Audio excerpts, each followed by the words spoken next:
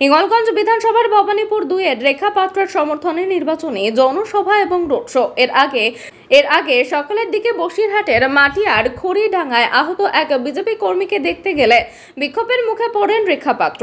দুই পক্ষের মধ্যে ধস্তাধস্তি হয়, এলাকায় রণক্ষেত্রের চেহারা নেয়। ঘটনাস্থলে বিশাল পুলিশ বাহিনী গিয়ে পরিস্থিতি নিয়ন্ত্রণে আনে। এরপর বিকেল 4টে নাগাদ নির্ধারিত কর্মসূচি অনুসারে হিঙ্গলগঞ্জ বিধানসভার ভবানীপুর 2-এর নির্বাচনী জনসভার পাশাপাশি রোড শো করেন রেখা পাত্র।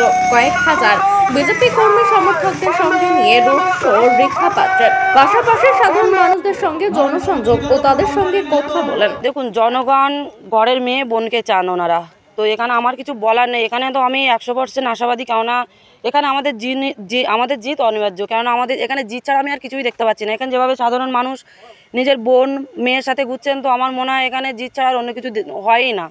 তো যে থানায় আমরা এফআইআর করেছিলাম, ওখানে থানার থেকে দায়িত্ব নিয়েছে, ওনাদেরকে অ্যারেস্ট করবেন, আমাদের আশ্বাস দিয়েছেন। যদি না করে তখন আমাদের আন্দোলন শুরু করতেই হবে। আমরা তো চুপ করে বসে থাকতে পারি না। আজকে দেখুন, আমার ওপরে হামলা করেছে, হয়তো আমাকে মারার একটা নান্দা নিয়ে, সেটা আমি বলবো না। তার থেকেও বড় কথা, আজকের এই দিনে আমাদের এখনকার সময় শেখ শাহজাহান অ্যারেস্ট হওয়ার পরেও মানুষ শোধরায়নি। টিএমসির গুন্ডাবাহিনী এখনও শোধরায়নি। এখনও টিএমসির গুন্ডাবাহিনীরা সেই একই রকমভাবে আবার সেই শেখ শাহজাহানের জায়গা নেওয়ার চেষ্টা করছে। অবশ্যই আমরা সেই জায়গাটা বন্ধ করে দেবো। এই লোকসভা ভোটের পরে 4 তারিখের পরে রেজাল্ট আসলে অবশ্যই আপনারা জানতে পারবেন। আমি ফার্স্ট টাইম দেখি, টিভিতে অনেকবার দেখেছি, ফার্স্ট টাইম দেখলাম, দেখে খুব ভালো লাগলো। এটা মনে একটা সাহস পেলাম যে একটা মহিলা প্রার্থী দাঁড়িয়েছে আমাদের সন্দেশখালী থেকে, এটা বহুলে একটা সাহস হলো আমাদের। আমার নাম বাণী পাত্র।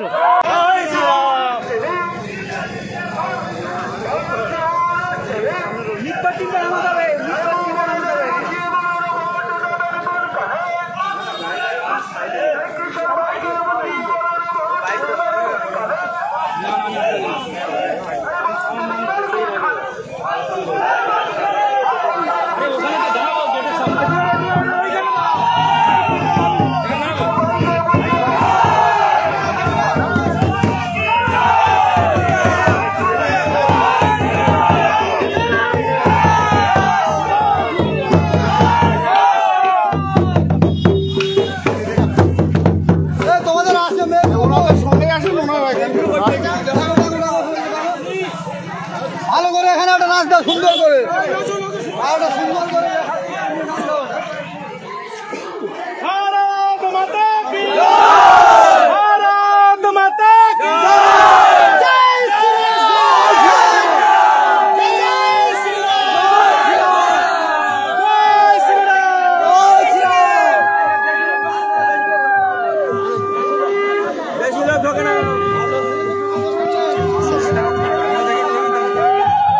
দাঁড়ান